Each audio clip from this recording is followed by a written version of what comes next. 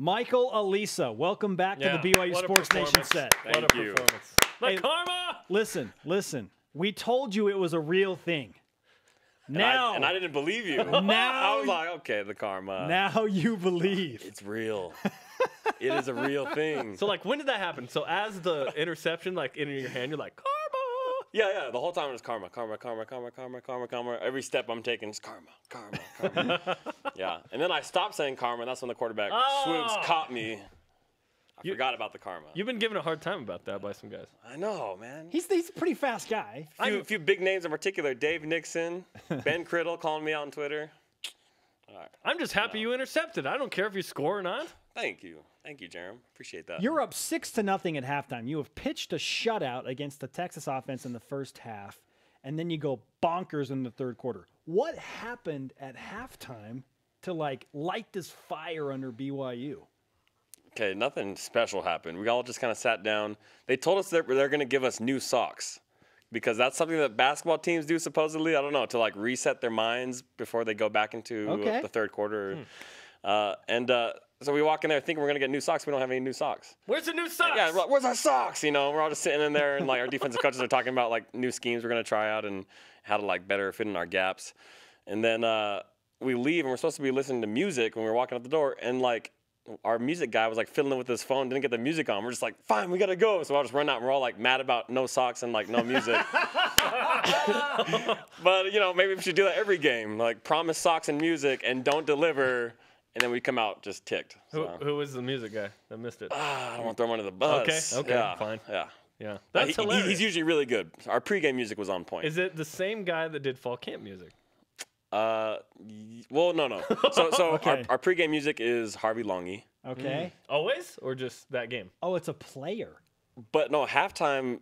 Zach Nyborg was on the audio doc. And he had it together in fall. I thought he killed it in fall. He was All-American fall camp music guy. Yeah. If this whole like football thing doesn't work out for him, Zach DJing could be a good like side gig. Yeah, Zach knew something. He knew he wanted to get you guys angry. Go in the second half. I think that's what happened. He knows what he's doing. Yes. Yeah. Clearly it worked. At what point in the third quarter were you like, oh, there's no way we're losing this game? When was it? Gosh, okay. To be honest, I think it was the hurdle. Okay. Taysom Hill's hurdle. That was when we were all just like, all right, guys, let's go. Okay. This is happening. Okay, I want to simulate that reaction, okay? The hurdle's about to happen, and then how did you react? I wasn't like jumping around, but I saw it, and I was just like, okay. I kind of started laughing. I started laughing. Like, I couldn't believe that just happened. I looked around. I was like, did you guys just see that? That was unreal. Taysom Hill. That was unreal. Okay, Brian Logan was sprinting up the hall. He was running up and down the hall here.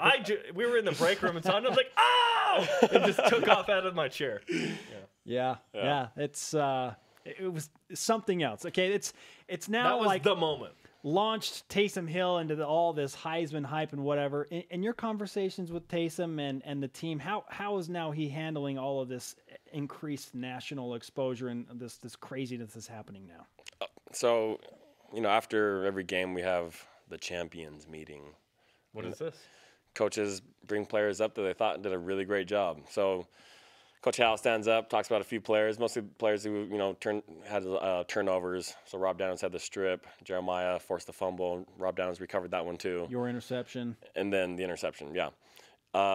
Then Coach Anai stands up, and he's like, I want the whole offense to just stand up, walk by, and wave in front of the whole team, and then go sit down again. And he didn't call any individuals. And I think they did that just kind of like keep guys grounded going into Houston. And coach was just like, look, this is something that you write in your journal, close it, wait until you're like 40 years old to open it up again.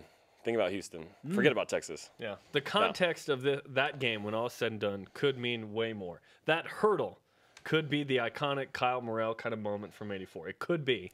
But you're right. There are games to be played. Yes. Take us into the locker room and on the field some more, where when it starts to roll. It starts to roll. What are the conversations on the sideline? How much fun does it become when you realize, okay, the game's in hand? Oh, I mean, I remember guys yelling things like, I want to see more empty seats. Let's go. You know, keep it up.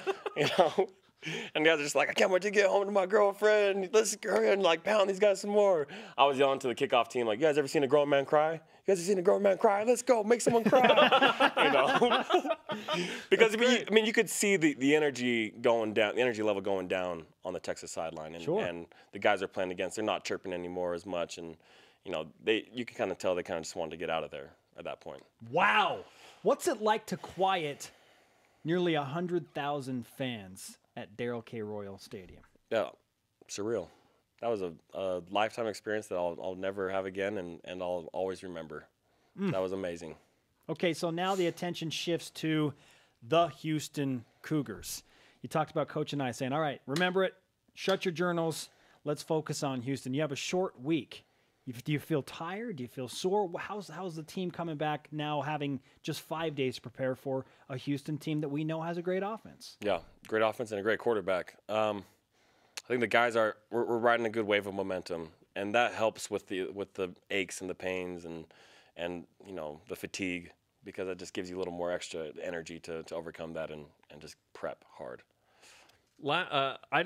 I don't want to close the book on Texas yet. I still got questions. Put your blue goggles on, Jerem. Texas, crush up. BYU, the Longhorn Network has their set up in the corner. They're being drowned out when they start their postgame by the BYU fans that huddle up by BYU TV setup. You were interviewed by Dave McCann after. Were there more BYU fans of this game because it was Texas? And what was your reaction as you guys go around the stadium and give the fives and all that? So we started at like the main BYU section where the players' families were, and we started over there, and we started going around the stadium, and all these fans were coming down, and we ended up going the whole horseshoe of the stadium. Yeah, there are fans all the way clear to the other end.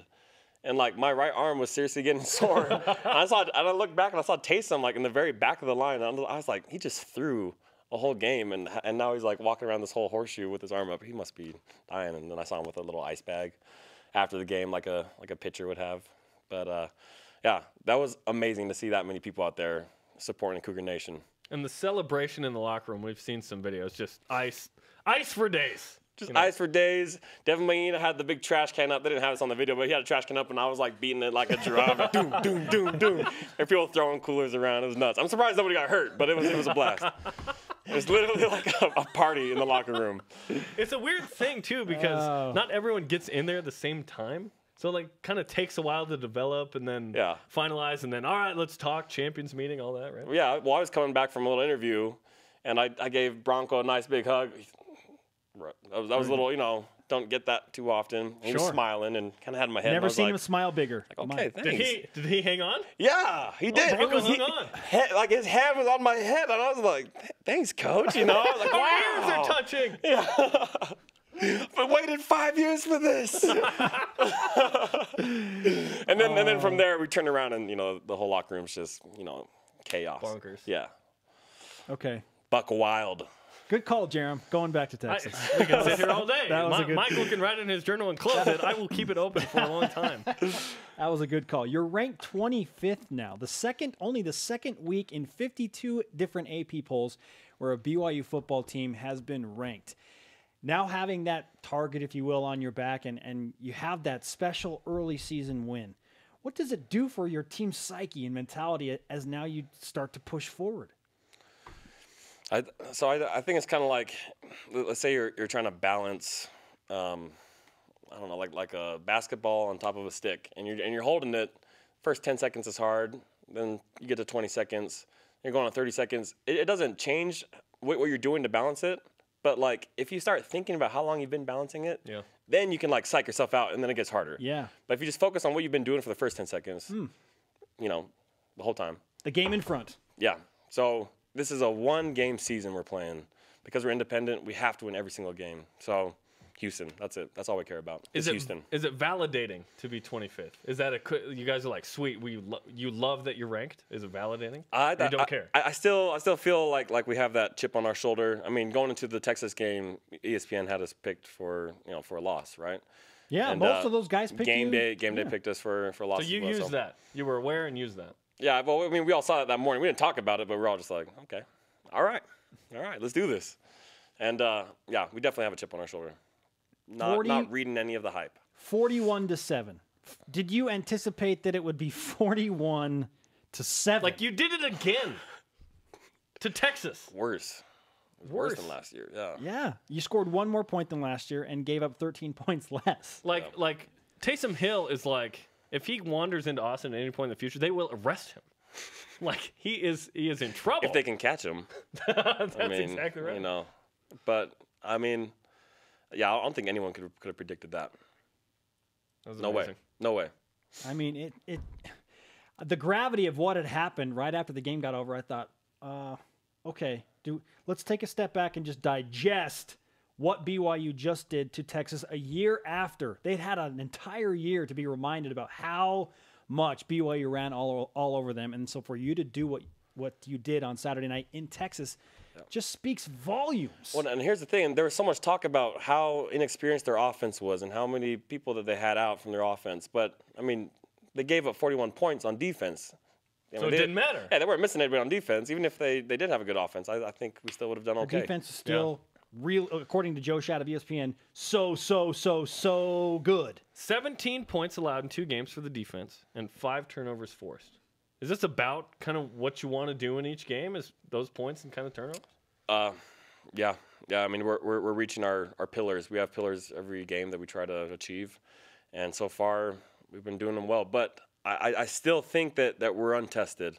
I still think, you know, yes, it was an inexperienced offense at Texas, UConn as well.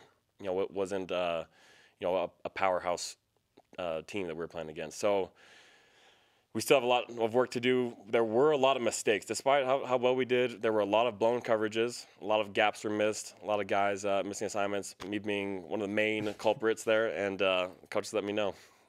Jordan Pendleton's actually calling me right now. Hey. He's calling you to tell you about a missed assignment. Yeah. He's like, come on, Mike. Hey, third quarter. Don't let us linebackers down.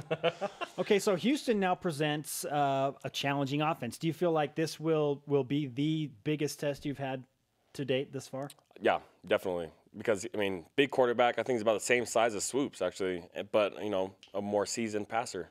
So that's going to be really tough to defend. Do you guys just ignore what they've done this year since they lost to Texas San Antonio and then played Grambling State and just look back to last year, especially the game? Yeah. Against BYU? Definitely. How many points did they put up against us last year? 46. Unreal. That does not happen against BYU defense, and they did it. So these are definitely guys to take seriously, and they are here to reckon with us. Did you play in that game? No, or travel? I was already injured by then. Okay. Yeah, so I was. You didn't even travel to the game? Nope. Okay. What's your role now moving forward? I know that Bronson went out with an injury very early, and then we talked about the depth, like how great it is to have Michael Alisa just be right there ready to go. I mean, that's the depth we're talking about on the linebackers and on the defense for BYU. But what is your role right now moving forward? I just need to learn the defense better and just contribute wherever they put me. They have me a little bit at the weak side and a little bit at the strong side. My role is just keep being a special teams guy, you know, a little contributor there, and do what they want me to do on defense. Okay, we asked you to bring us some swag at some point. Did you bring us something? I brought you something on. I hope you're happy with it. It's a little bent out of shape, but I have my face mask here. It's a face mask. Helmet. Yeah, pull off my helmet with my bare hands. From which game? This is from the UConn game, actually. From the UConn game. Yeah. Your face. No one else in America has this. I'll tell you that. Michael Alisa's face mask. But I mean, I couldn't use it anymore because it was all bent out of shape. So I love it. You know, Awesome. One man's trash is another man's treasure, and then that's right. my trophy I could take from BYU. We get way random questions from. What's the Matrushka? What's the Russian doll? What's the piece of cheese? What's the face mask? That's going to be the third question there. I love it. Michael Alisa's from UConn. Thanks for bringing that. Hey, thanks for taking it. Good work against Texas. Good luck on Thursday against Houston. Thank you very much.